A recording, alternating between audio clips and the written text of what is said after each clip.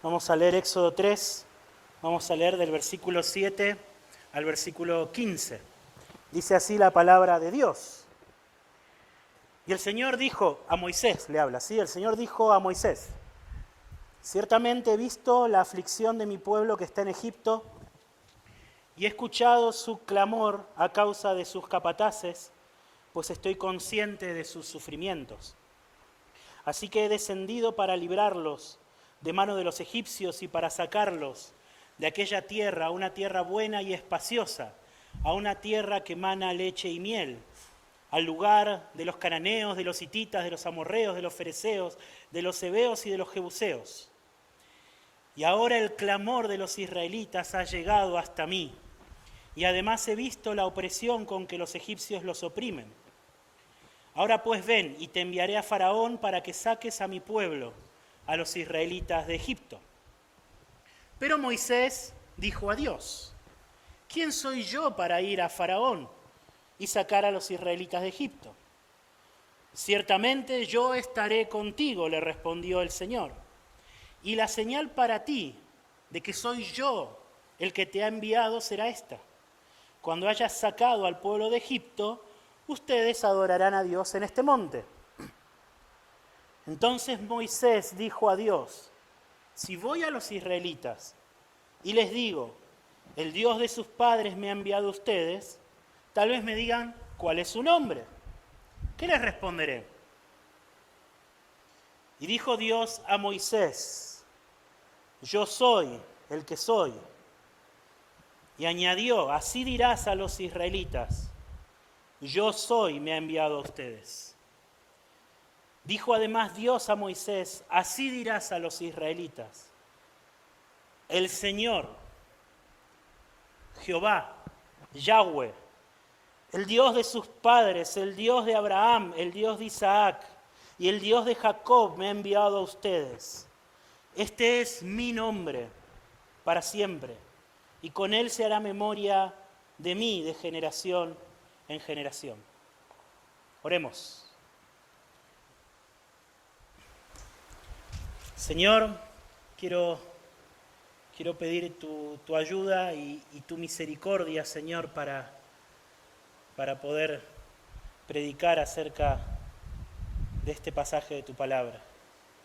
Señor, te ruego que tengas compasión de mi debilidad, de la debilidad de mis hermanos, Señor, y que abras nuestros ojos, Señor, para que podamos recibir tu palabra y para que podamos conocerte, Señor. Señor, hoy vamos a hablar acerca de quién es el Dios verdadero. Y Señor, líbranos, yo te ruego que nos libres de escuchar livianamente tu palabra, Señor.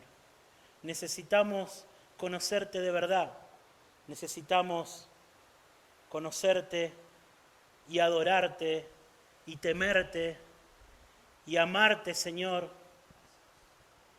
y ver a nuestros ídolos como lo que son, Señor, frente a el Dios que es.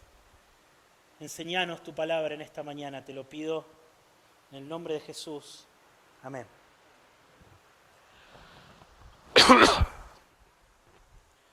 Cuando estuvimos estudiando Eclesiastés hablamos mucho acerca de lo frágiles que somos, de la fragilidad que es nuestra existencia, ¿sí? Esta semana, mientras preparaba la enseñanza, me puse a pensar en la fragilidad de mi existencia, pero no en relación a la muerte.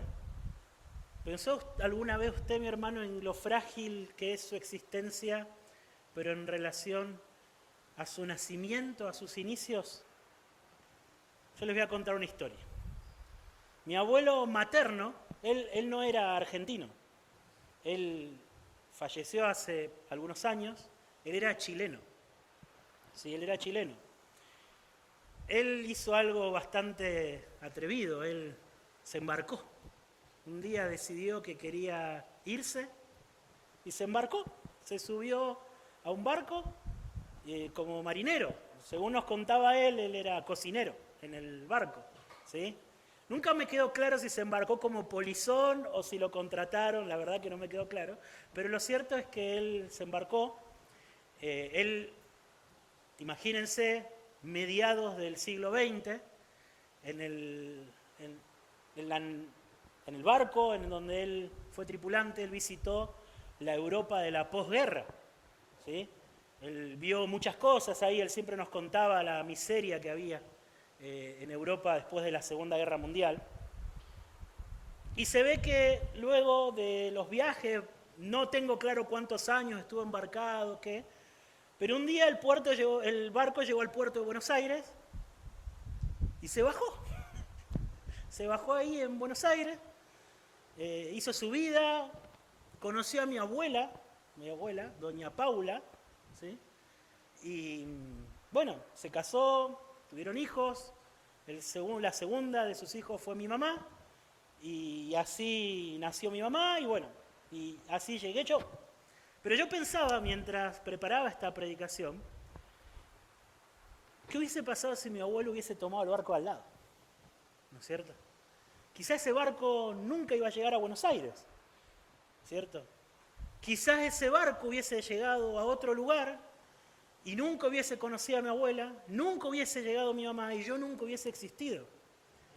Me puse a pensar en lo frágil que fue mi existencia en ese momento, ¿ven? En ese momento en donde mi abuelo estaba en el puerto y fue contratado o se subió, no sé qué, a un barco y no a otro, ¿no es cierto?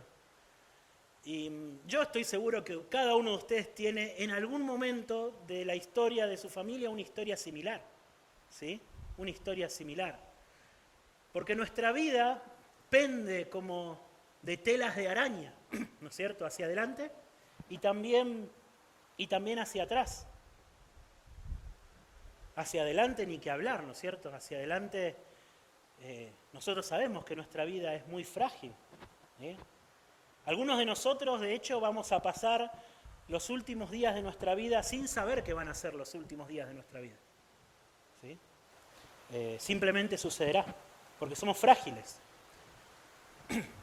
Pero, así como yo les decía, ¿no? Si mi abuelo, en vez de ir a ese barco, hubiese subido a otro, yo quizá no hubiese existido. La otra cara de esa realidad es que si mi abuelo hubiese subido a ese barco y yo no hubiese existido, este mundo sería igual, hermano. Este mundo sería igual. Pero Dios seguiría existiendo. Dios seguiría siendo igual. Que yo exista o que yo no exista, a Dios no le cambia nada. A Dios no le cambia nada. Este mundo funcionaría bastante bien sin mí, probablemente funcionaría un poco mejor sin mí, ¿sí? El mundo, nuestros jefes, nuestros compañeros de trabajo, de estudios, seguirían existiendo, seguirían haciendo sus carreras, seguirían haciendo sus negocios. No les afectaría en nada que nosotros no hubiésemos existido. Y de hecho el día de mañana, cuando nosotros nos vayamos, va a haber personas a las que le va a doler, a las que les va a afectar. Pero muchas de ellas se van a sobreponer y van a continuar.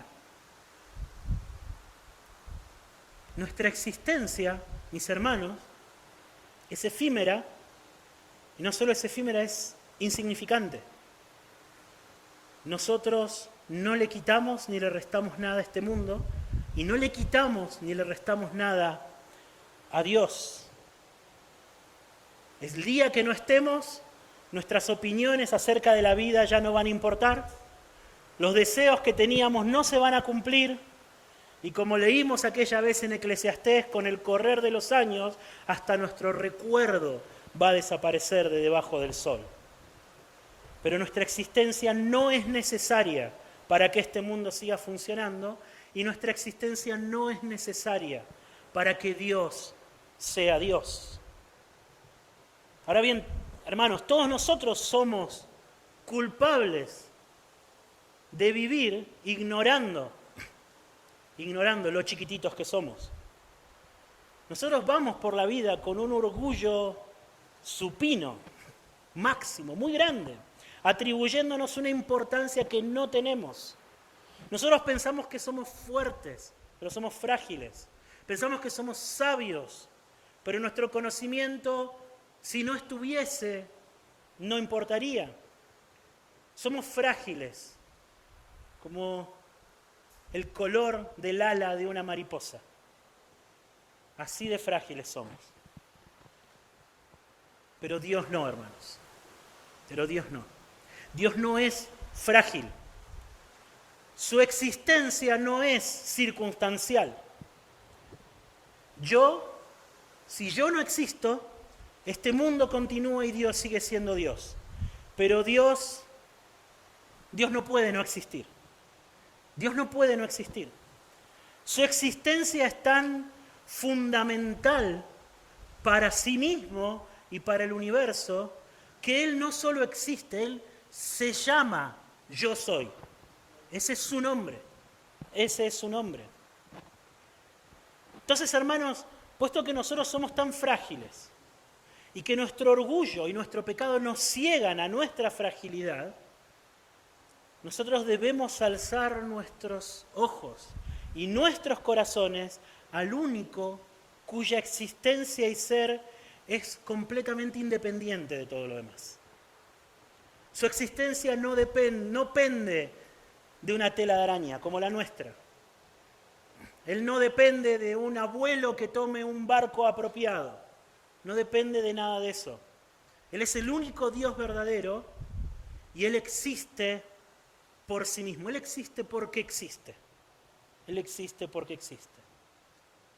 Y eso es lo que vamos a examinar hoy en los versículos que leímos en Éxodo capítulo 3. ¿Bien? Porque justamente ese fue el propósito de Dios al revelarle su nombre a Moisés y a Israel en este momento de la historia. ¿Bien? Él se reveló como el que es, el Dios que es, su nombre, yo soy. ¿Sí? Él les reveló quién es, pero no solo les reveló quién es, Él reveló que, puesto que Él es yo soy, Él iba a liberarlos. Él iba a ser el Dios que iba a librarlos de la esclavitud en Egipto. Entonces nuestra predicación hoy va a tener 3 partes, 3 puntos principales. Lo primero que quiero que consideremos muy brevemente es el momento de la historia de la Biblia en el que sucede Éxodo 3. ¿En qué momento sucede? Eso vamos a ver en primer lugar. En segundo lugar vamos a reflexionar acerca de la revelación que Dios hizo acerca de su nombre. ¿Qué significa que Él se llame Yo Soy el que soy?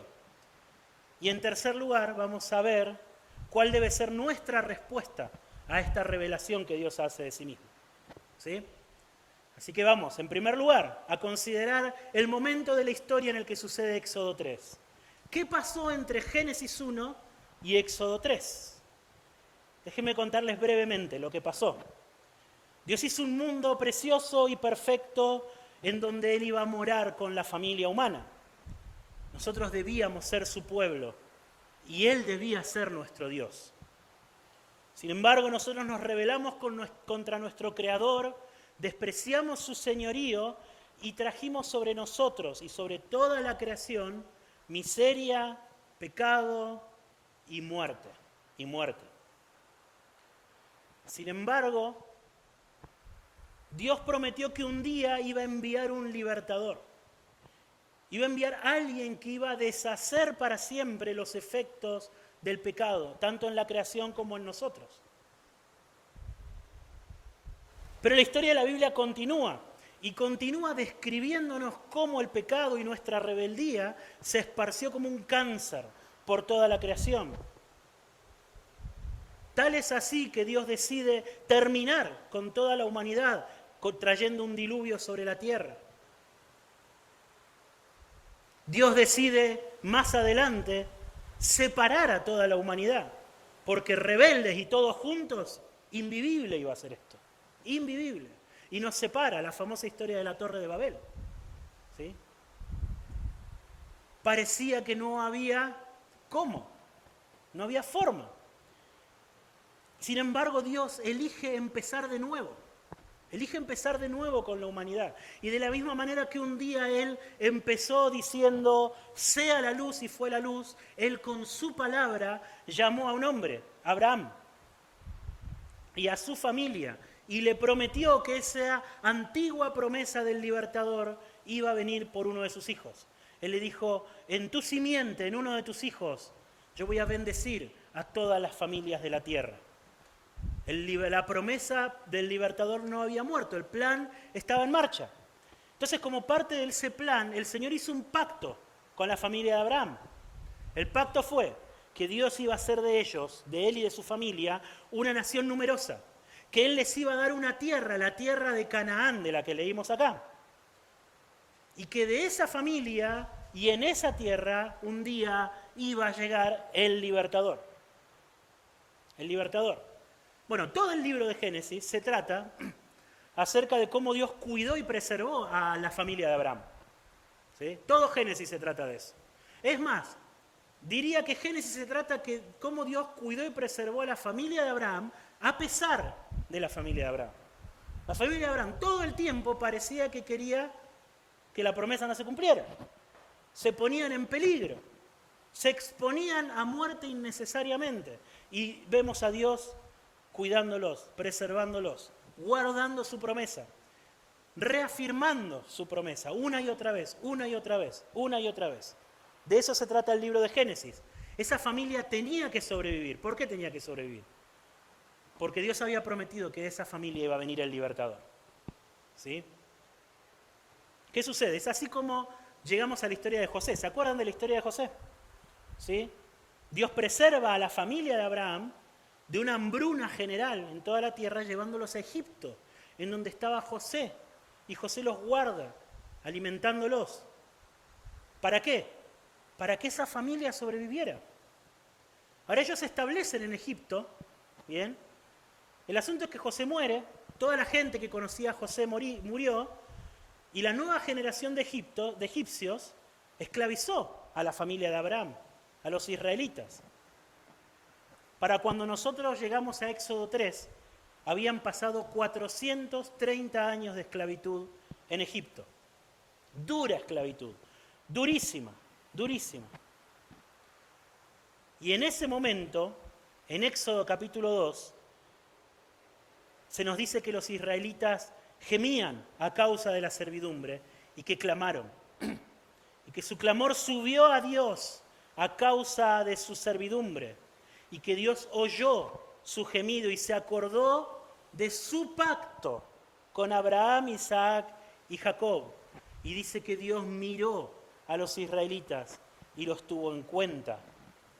Dios se acordó que había hecho un pacto con Abraham. Y esa familia tenía que sobrevivir porque de esa familia iba a venir el libertador. Y así es como llegamos a Éxodo 3. A Éxodo 3, en donde Dios se presenta delante de Moisés, como hemos leído. Ahora, es curioso, ¿no es cierto?, porque el momento en que Dios se presenta delante de Moisés, y Moisés le pregunta su nombre, ¿sí? Nosotros vemos a lo largo de la Biblia que Dios muchas veces se presenta con diferentes nombres. Y uno esperaría, ya que él estaba, como dice acá, dispuesto a acordarse de su pacto y liberar a los israelitas, que él se presente con un nombre que resalte a Dios como libertador, ¿o no? ¿Cuál es tu nombre? Yo soy el libertador. Yo soy el que se acuerda del pacto. Uno esperaría eso, ¿verdad? Pero Dios no se presenta así. Dios no se presenta así. ¿Por qué se presenta Dios con este nombre? ¿Qué significa que Dios se llame Yo soy el que soy? Esto nos lleva de la mano al segundo punto de nuestra predicación, que es examinar la revelación del nombre de Dios que vemos en Éxodo 3. ¿Bien? Pero antes de examinar, meternos de lleno en eso, yo quisiera que consideremos o que pensemos un ratito, ¿por qué Moisés le habrá preguntado a Dios su nombre? Vieron que lo primero que hace es decirle, bueno, no es lo primero, Primero se cuestiona si él va a poder, pero después dice, bueno, yo voy, le digo a los israelitas que Dios se presentó y ellos me van a preguntar cuál es su nombre. ¿Qué significa? ¿Por qué Moisés pregunta a Dios su nombre? Bueno, es porque era una costumbre o se creía en el mundo antiguo que el nombre de una persona estaba ligado a su esencia. Y que conocer el nombre de una persona era conocer su naturaleza. Y todavía más, en el ámbito pagano, conocer el nombre de un Dios, ¿sí?, era tener una relación particular con ese Dios, e incluso para los egipcios, conocer el nombre de un Dios era tener cierto control sobre ese Dios. Esto es todo misticismo, paganismo, ¿sí? Pero esto es lo que había detrás del lenguaje de cuál es el nombre de Dios, ¿cierto? Eso es lo que había detrás. ¿Qué quería Moisés? Moisés quería conocer quién era ese Dios que estaba ahí hablando. Fíjense, si leemos un poquito más arriba, Dios no se presenta como figura humana, como figura angélica, no. Moisés estaba en una montaña seca, desértica, en medio del desierto de Sinaí. Sube esa montaña y ve un arbusto, como los que vemos nosotros en nuestras montañas, ¿sí? Ve un arbusto y ese arbusto está quemándose. Pero para su sorpresa, el arbusto está prendido fuego, pero no se está consumiendo, o sea, está verde. Es raro, ¿no? Un arbusto bien verde, vivo, con plantitas, hojitas, pero todo prendido fuego. Por eso a Moisés le llama la atención, dice, voy a ver, ¿qué es esto? Y cuando se acerca, ¿sí?, escucha que del arbusto sale una voz. Era el Señor. Era el Señor. Moisés quería conocer quién era el Dios que estaba hablando a través de ese arbusto que estaba ardiendo. Pero todavía más importante es que Dios estaba dispuesto a revelarse.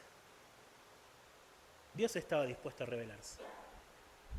Nosotros leemos en Génesis que Jacob también se encontró con Dios y Jacob le preguntó su nombre. ¿Cuál es tu nombre? Y Dios le dijo, ¿por qué me preguntas cuál es mi nombre? ¿Sí? O sea, ¿qué le estaba diciendo Dios? No te voy a decir cuál es mi nombre. O sea, Dios no quiso en ese momento. Pero cuando Moisés le preguntó, Dios estaba listo, dispuesto a revelarse. O sea, era más que simplemente presentar su nombre. Él estaba dispuesto a revelarse. ¿Quién es Él? ¿Cuál es su naturaleza? Y bueno, ¿cuál es el nombre? ¿Cuál fue la respuesta que Dios le dio a Moisés? ¿Cuál es la naturaleza de Dios? ¿Cuál es la esencia de Dios? ¿Qué significa ser Dios? Nosotros queremos en esta mañana, como Moisés, conocer al Dios verdadero. Así que vamos a escuchar con reverencia, con temor, la respuesta que Dios le dio a Moisés. Mi nombre es, le dijo Dios a Moisés, yo soy el que soy. Yo soy el que soy. Yo quiero que primero observe, hermano, que Dios no tuvo ningún inconveniente en revelarse a Moisés. Él no presentó ninguna objeción en revelarse a Moisés, en dar a conocer su nombre, ¿sí? Y es porque Él desea ser conocido. Él desea ser conocido. Pero Dios no es un Dios al cual nosotros podemos inventar, al cual nosotros podemos definir, ¿sí?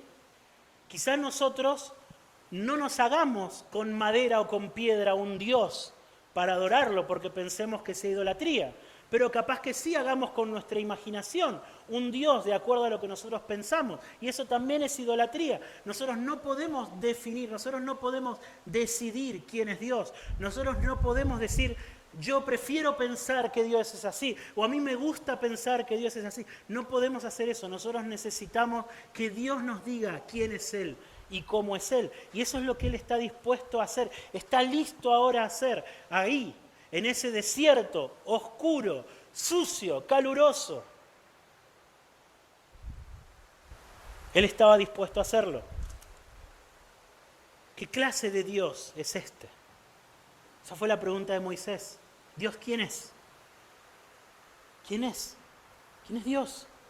¿Qué clase de ser? ¿Cuál es su nombre? Yo soy el que soy. Esa es la respuesta. Esa clase, ese vocabulario es como cuando o no queremos o no hay una explicación para algo, ¿no?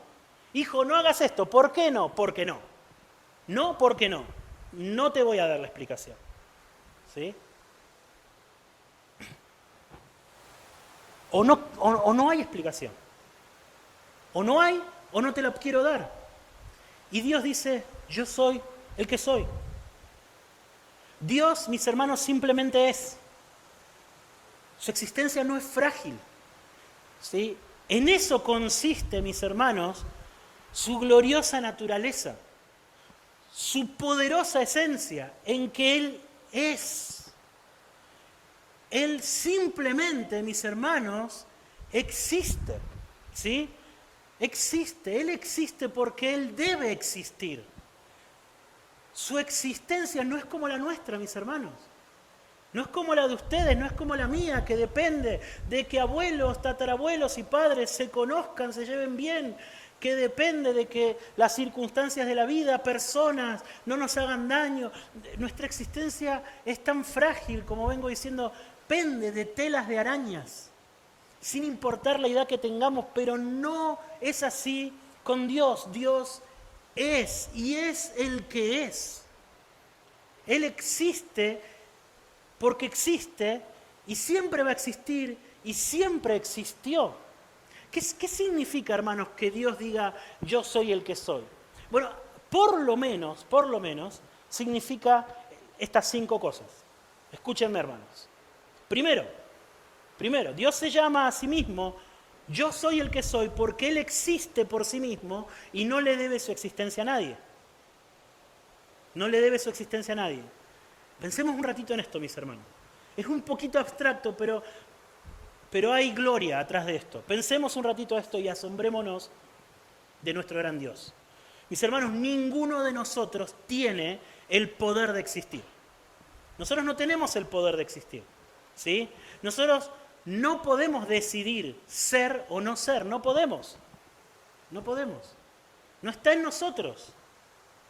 Bien, como venimos diciendo, somos frágiles, dependemos de miles de circunstancias que se tienen que encadenar una tras otra, que van desde nuestra salud, desde nuestra habilidad para conducirnos en un mundo de peligros, pasando también por nuestra habilidad para no cruzarnos con personas lo suficientemente malas o lo suficientemente torpes como para hacernos daño, ¿sí? Y poner nuestra vida en peligro. Dependemos, mis hermanos, de no enfermarnos gravemente, dependemos de virus, de bacterias microscópicas que ponen en jaque nuestra existencia.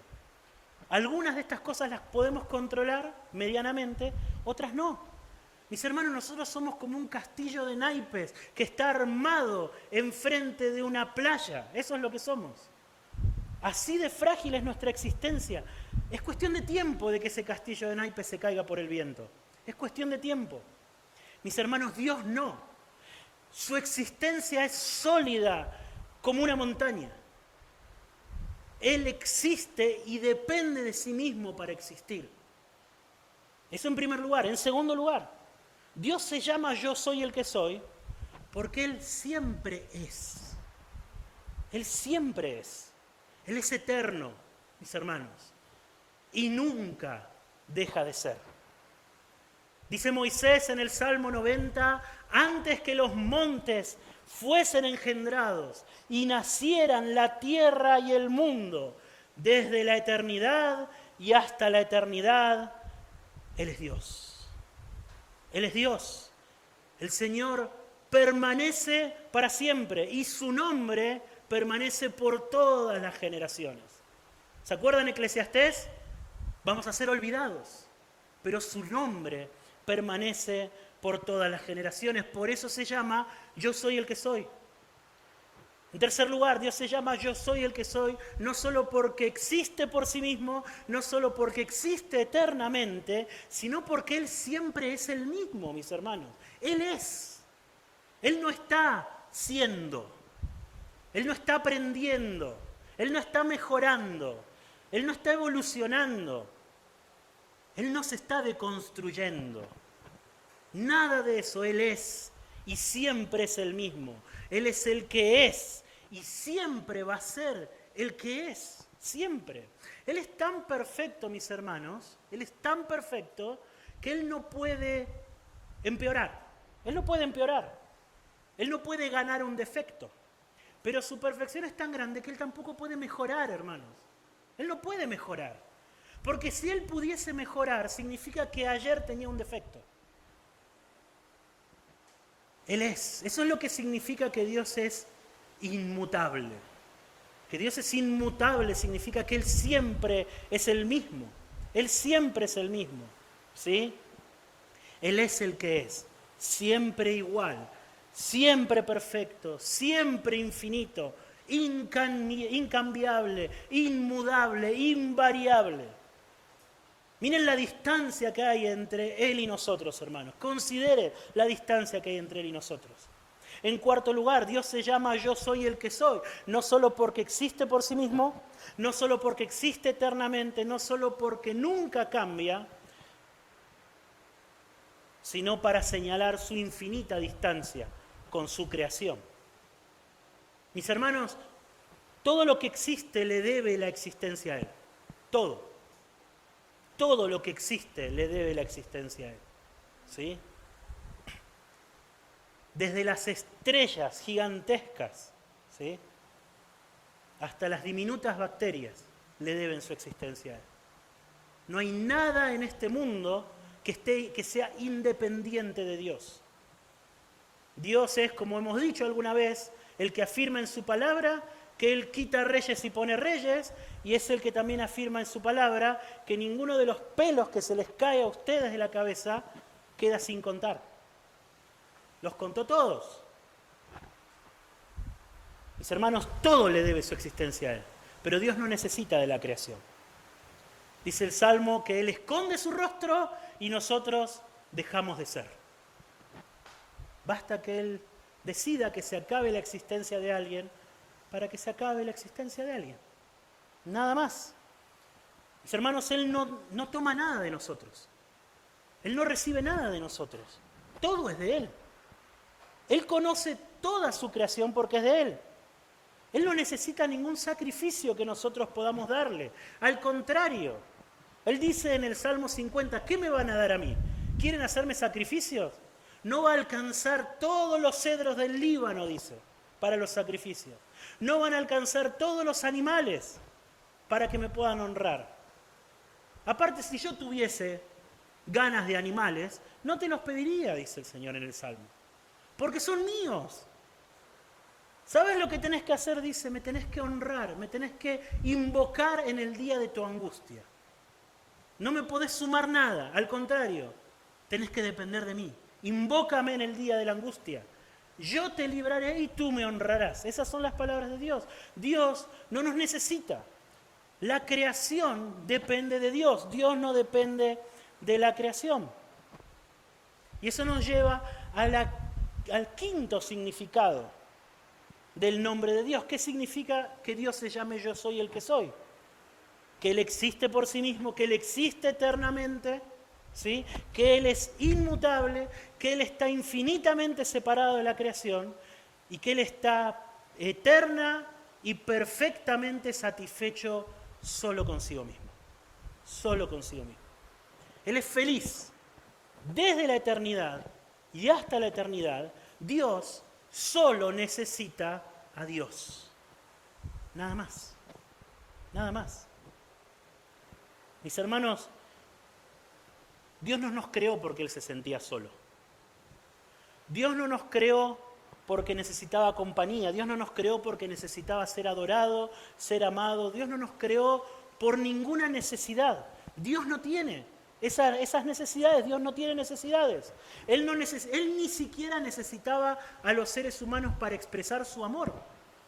Ni siquiera para expresar su amor necesitaba. Dios estaba y estuvo por toda la eternidad eternamente feliz, expresando amor perfecto y eterno en la comunión de la Trinidad. Dios ni para expresar amor nos necesitaba. Dios siempre tuvo en sí mismo toda su satisfacción. Él es el que es, hermanos. Él es el que es. Él es el que es. Dios siempre disfrutó de compañía. no necesitaba compañía y nos creó. Dios disfrutó eternamente de la compañía de la Trinidad. Él es el que es, mis hermanos, porque Él está eternamente satisfecho, eternamente feliz, eternamente completo. Él es el que es. Por eso, mis hermanos, nosotros vamos a pasar, pero Él no. Por eso nuestro nombre se va a olvidar, pero su nombre va a ser recordado por todas las generaciones. Por eso, mis hermanos, nosotros somos frágiles, pero Dios es el que es, Él es el que es, Él es el que es. Eso es lo que significa el nombre de Dios. Por eso inmediatamente después, el Señor resume la declaración yo soy el que soy en un nombre propio. Jehová o Yahweh. Es el nombre del Dios que es. Es el nombre del Dios que es. Nombre temible, dijo el mismo Señor. Nombre temible. Es el Dios que no necesita de la creación, pero que ha desbordado en gracia, en misericordia y en amor abundante por su creación. Eso es lo que nos lleva al último punto de nuestra predicación, a considerar nuestra respuesta, a considerar cómo nosotros tenemos que relacionarnos con este Dios, con Yahweh, el nombre del Dios, el Dios que cumple con su promesa. Porque acá está lo importante, acá está la clave. Dios vinculó su nombre, Dios unió su nombre, unió su atributo de ser independiente de toda la creación, lo unió con algo muy especial. Yo soy el que soy y el que viene a cumplir su promesa. Yo vine a cumplir la antigua promesa que hice a Abraham, a Isaac y a Jacob. Como les decía hace un momento, si él quería dejar claro que él estaba listo para cumplir con su promesa, ¿por qué se presentó como el Dios que es? ¿Por qué no se presentó como el libertador? ¿Por qué no se presentó como el guerrero fuerte o el señor de los ejércitos como se iba a presentar más adelante? ¿Por qué él quiere dejar claro su existencia propia, independiente y gloriosa para mostrarnos que él viene a cumplir con su promesa? Eso es lo que está haciendo él. Fíjense lo que dice más abajo cuando Moisés le pregunta el nombre a Dios. Dios le dice: yo soy el que soy. Así dirás a los israelitas: yo soy, me ha enviado a ustedes.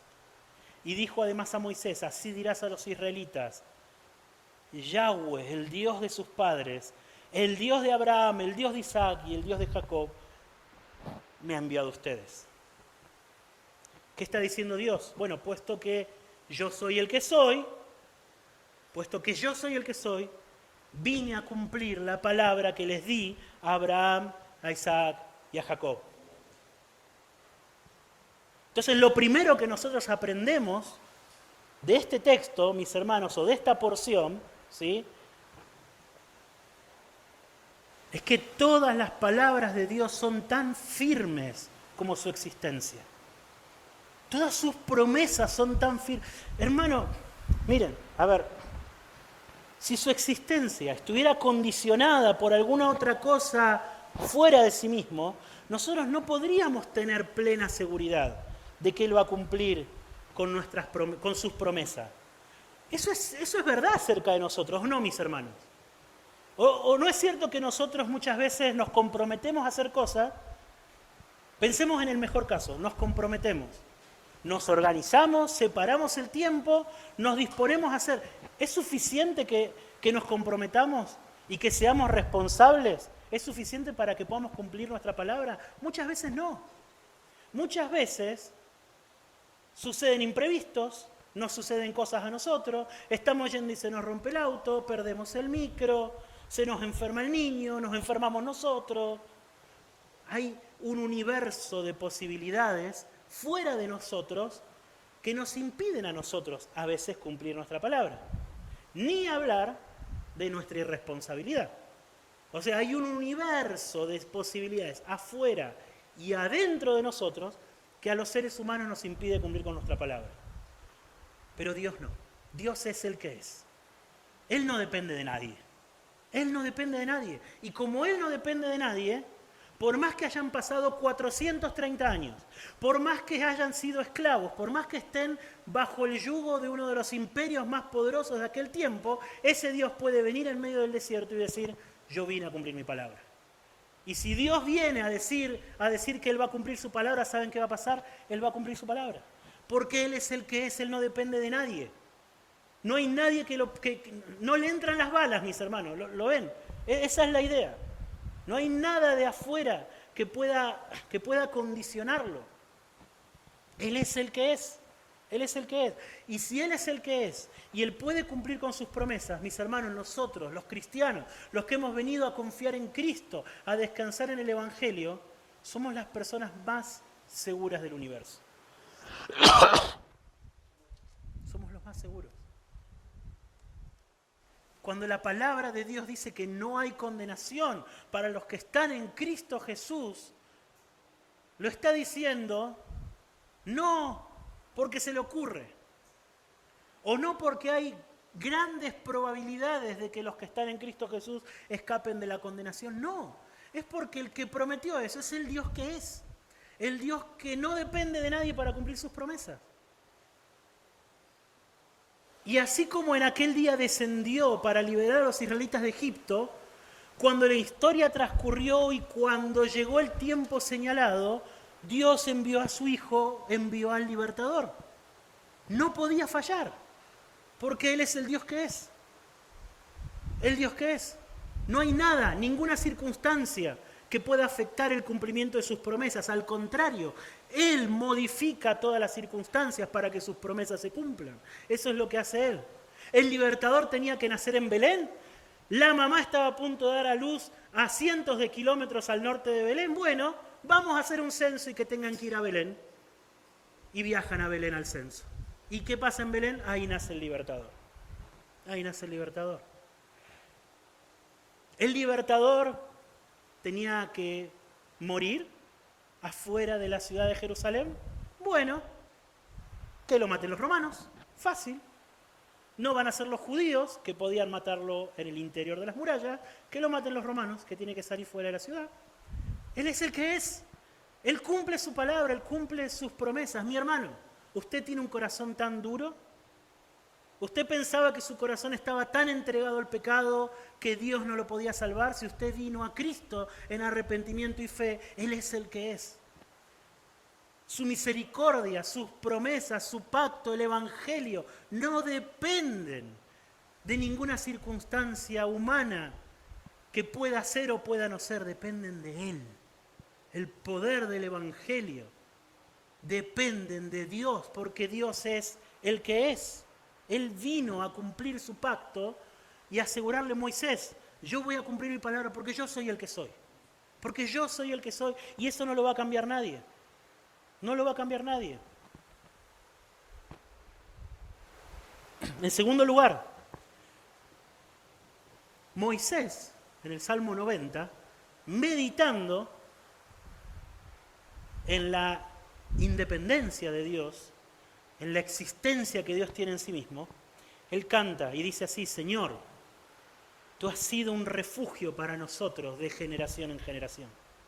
Antes que los montes fuesen engendrados y nacieran la tierra y el mundo, y acá está, desde la eternidad y hasta la eternidad, tú eres Dios. ¿Por qué Moisés podía estar tan seguro de que Dios era un refugio para él? Porque Él desde la eternidad hasta la eternidad es Dios, es el que es. Es el que es.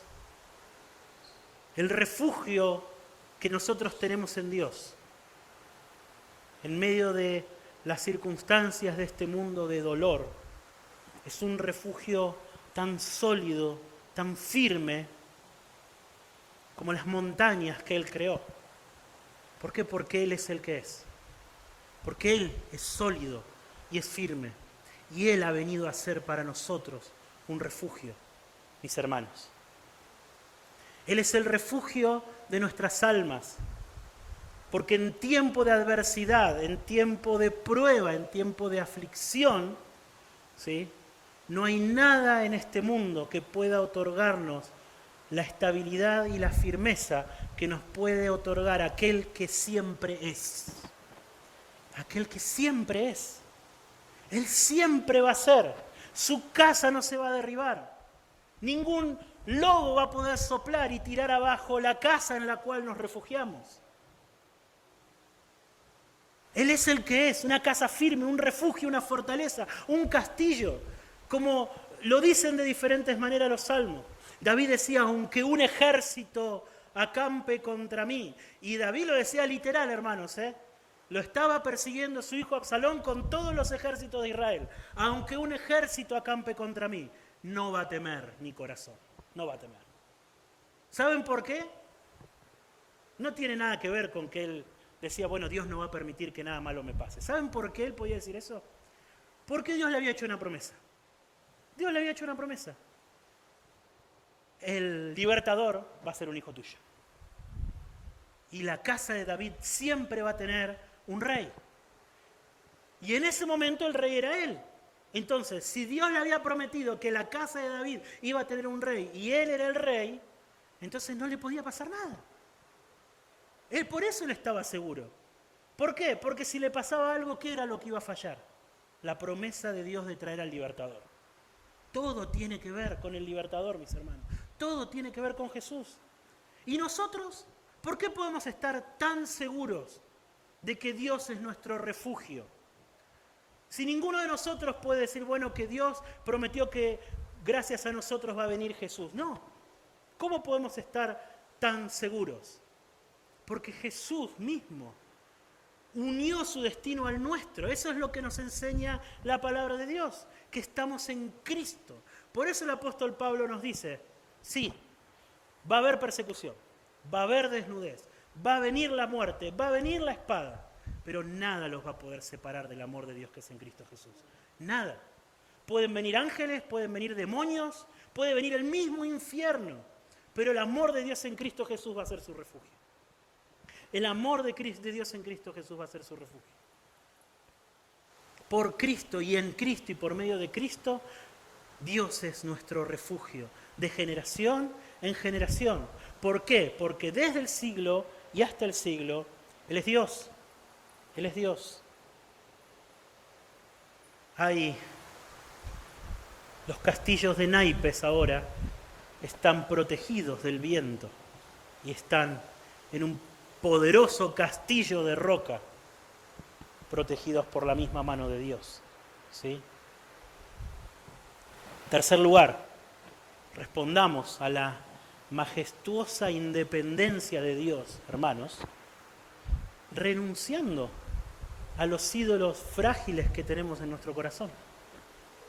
Renunciando a los ídolos frágiles que tenemos en nuestro corazón. Ese fue el problema de Israel. Israel vio de primera mano lo que un Dios que es puede hacer. Dios puede agarrar, el Dios que es, puede agarrar al imperio más poderoso de la tierra y en unos meses darlo vuelta, destruirlo por completo y sacar a su pueblo de Egipto, que es lo que de hecho hizo. De hecho fue lo que hizo. Pero como dijo alguna vez un viejo maestro que escuché, Israel salió de Egipto, pero Egipto no salió del corazón de Israel. ¿Sí? Egipto no salió del corazón de Israel. Y anduvieron haciéndose vacas de oro y de plata por el desierto, llevando los altares de los dioses de Egipto, extrañando la comida de Egipto, cuando Dios hacía llover comida para ellos todos los días. ¿Por qué? Porque seguían teniendo sus ídolos. Seguían teniendo sus ídolos. Mis hermanos, nosotros no somos tan distintos. Nosotros no somos tan distintos. Nosotros luchamos con no desviar nuestro corazón tras ídolos falsos. Tras ídolos falsos. Mis hermanos, el Dios que hizo el mundo, como dijo Pablo, y las cosas que en Él hay, Él no puede ser comparado con ningún ídolo que nosotros podamos levantarnos en nuestro corazón. Él no tiene el valor que tiene el Dios verdadero. Él no tiene la dignidad que tiene el Dios verdadero. Él no tiene la capacidad de satisfacer nuestros corazones y nuestras almas como tiene el Dios verdadero. Él no tiene la capacidad de salvarnos y de restaurarnos a lo que fuimos originalmente como tiene el Dios verdadero. Como decía un pastor que falleció hace poquito, Tim Keller, él hablaba de los dioses falsos y él decía, ellos prometen un montón de cosas. El dinero, el sexo, la influencia, prometen. Y nosotros sacrificamos en sus altares un montón de cosas. Nuestras familias, las personas amadas, nuestro tiempo, les ofrecemos como sacrificio al dinero, a la influencia, al sexo, se los ofrecemos, sacrificamos, perdemos un montón de cosas. Y cuando hemos terminado de sacrificarlo todo frente a esos ídolos, ellos no prometen lo que nos decían que íbamos a tener. No tenemos nada. Quedamos más insatisfechos que antes. Esos son los dioses falsos. Esos son los dioses falsos. Yo quiero llamarlos a que despierten del hechizo de los ídolos de este mundo. Que despierten. Hay algunos de ustedes que no terminan de arrepentirse de sus pecados porque están abrazando ídolos falsos. Abrazan deseos, anhelos, hábitos, cosas, personas, ídolos. Ninguno de ellos, cuando terminen de entregarles toda su vida, pensando que van a satisfacer sus corazones, nada de eso va a ser eso. Son ídolos, muertos. Y semejantes a esos ídolos son los que ponen su esperanza en ellos. Pero el Dios verdadero no es así. El Dios verdadero no es un Dios ante el cual hay que sacrificar. Es un Dios que sacrificó a su Hijo para el perdón de su idolatría y de mi idolatría. Él sacrificó a su Hijo para que podamos ser perdonados y Él sacrificó a su Hijo para que nuestro corazón pueda ser limpiado de todos nuestros ídolos. Para que pueda ser limpiado. Para que podamos morir de verdad a la idolatría.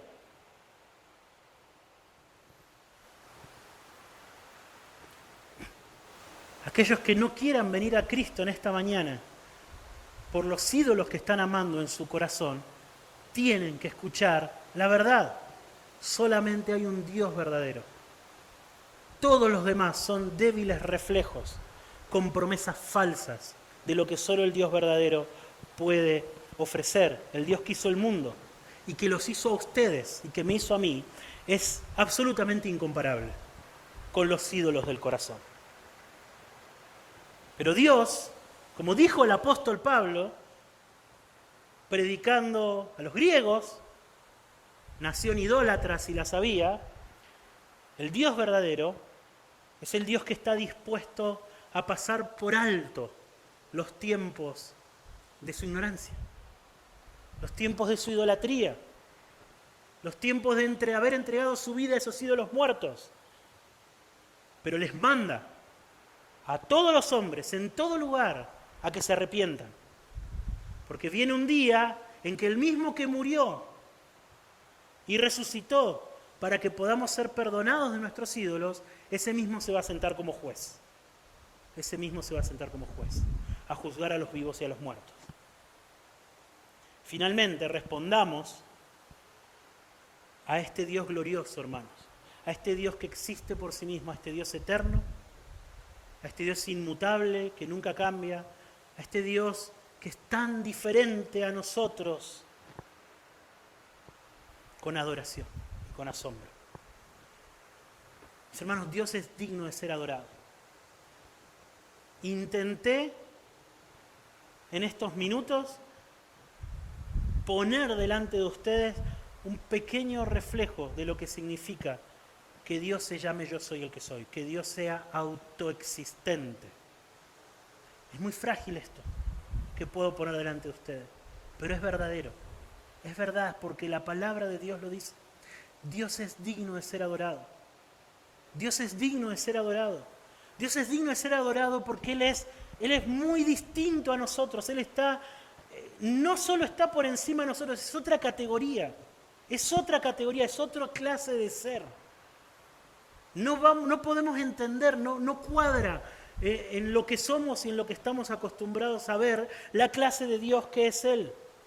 Mis hermanos, pídale al Espíritu Santo que despierte su corazón frente a este Dios. Nosotros no podemos pararnos frente a la revelación de Dios en las Escrituras y simplemente decir, sí, la verdad que sí. No podemos. Hacer eso es un menosprecio a la gloria de Dios. Dios no solamente es digno de ser conocido con nuestras mentes, sino que Él debe ser conocido con nuestras mentes y Él debe ser adorado con nuestro ser, amado con nuestros corazones. Nos debemos rendir a Él con toda nuestra voluntad. Él es digno de que confesemos lo nada que somos frente a todo lo que Él es, a que dependamos de Él gozosamente, a que abandonemos todas nuestras esperanzas a sus promesas, a que confiemos con todo nuestro corazón en el Evangelio mediante el cual Él prometió salvarnos y mediante el cual Él prometió darse a conocer a nosotros. Él es digno de que abramos nuestros corazones de par en par para que Él los satisfaga por completo y que nos refugiemos en Él con todo nuestro corazón, en Él y en su autoridad soberana. Señor, ayúdanos porque nuestros corazones siempre se van a quedar cortos para reaccionar como debemos frente a tu grandeza, frente a lo que nos revelaste acerca de quién sos. Señor, ayúdanos al poner nuestros ojos en quién sos, a poder odiar nuestro pecado, arrepentirnos de nuestra maldad, renunciar a nuestros ídolos, Señor. Ayúdanos Queremos verte, Señor. Queremos verte con los ojos de nuestro corazón. Queremos que tu grandeza sea sentida en lo profundo de nuestras almas. Que podamos cantar con todo nuestro corazón, Señor. Que sos nuestro refugio de generación en generación. Que cuando los montes no existían, que cuando no había nada debajo del sol, cuando ni siquiera había sol, Señor, estabas ahí, en gloria, en poder, en majestad. Estabas ahí. Y desde ahí ya nos amaste, nos viste con amor y nos diste un Salvador, Señor.